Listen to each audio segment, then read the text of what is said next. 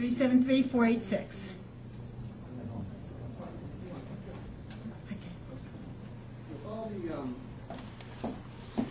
rampant and blatant corruption that went in the bribery that went along with this bill, do you feel rather unseemly about voting for it and supporting that sort of thing? Well, first let me say, if you're talking about the Ben Nelson amendment, I thought that was absolutely disgusting. How about the And Louisiana, how about the Louisiana? I'm happy you asked about the Louisiana one because How about the $100 million okay, let me tell you about the Louisiana one, all right?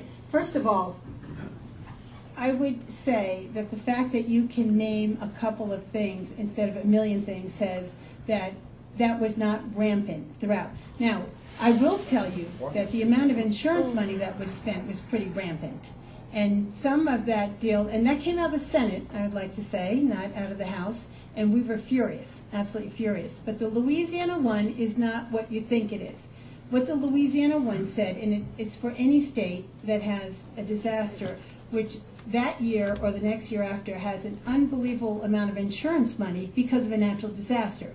You know, like Louisiana, where so many people lost their homes. Didn't get Then that. they received their insurance money. And what it said, actually this applies for everywhere, what it said is that if you have something and insurance money drives your income so high that it changes the Medicaid availability for the state, that they can't take that into effect. If it's like a one-time blip, then they can't use it. Because insurance money coming into a state does elevate people's incomes, but it's not a realistic picture.